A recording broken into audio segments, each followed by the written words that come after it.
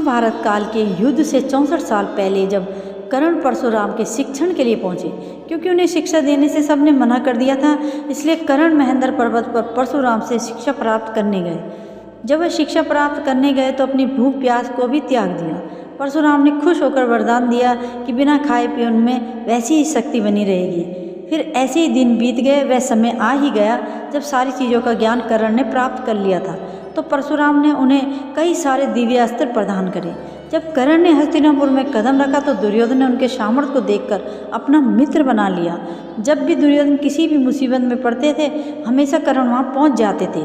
तभी तो कहते हैं कि कर्ण जैसा एक मित्र होना चाहिए जो आखिरी समय में भी साथ न छोड़े, जो आपके बिना लड़े ही मित्र की जीत पक्की कर दे।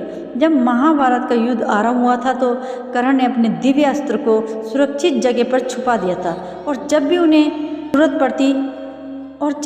ज़रूरत पड़ती थी तो वे याद करते थे, फिर उनके बाण की प्रत्यक्षा पर आ जाती थी। जब कर्ण अर्जुन के सामने खड़े थे तो श्री कृष्ण ने कर्ण को विज्ञान दिया था, मृत्यु को स्वीकार किया था। फिर कर्ण ने अर्जुन से कहा, सूर्य अस्त होने वाला है अर्जुन, मुझे अपने पिता के साथ ही स्वर्ग जाना है। तभी अर्जुन ने अपने बाण से उसकी गर्दन पर वार किया, जिससे उसकी मृत्यु हो गई। जब यह बात परशुराम को पता चली तो उसी समय कर्ण के पास पहुँचे और रोने लगे। तभी उन्हें एक बात याद आई, अगर दिए गए दिव्य अस्त्र का इस्तेमाल नहीं किया जाए तो नष्ट नहीं होते, और उन्हें कोई भी दैत्य प्रभावी योद्धा गलत इस्तेमाल कर सकता है। तभी परशुराम अपने पुण्य से कर्ण को कुछ देर के लिए जीवित कर देते हैं।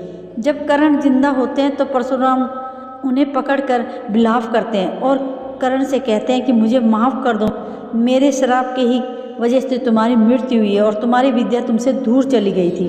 तभी कर्ण कहते हैं, नहीं गुरुदेव, इसमें आपका आशीर्वाद था।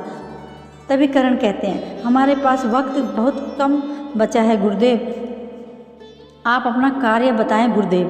तभी परशुराम कहते हैं, उन सभी दिव्य अस्त्रों को महादेव के चरणों में स्थापित करना है जिनको तुम्हारी तरह सामर्थ्य वाले इंसान को प्रदान किए जा सके। कर्ण उन्हें स्थान बताते हैं और प्रणाम करके स्वर्ग लोक को चले जाते हैं। परशुराम जाकर उन दिव्य अस्त्रों को महादेव के चरणों में स्थापित कर देते हैं।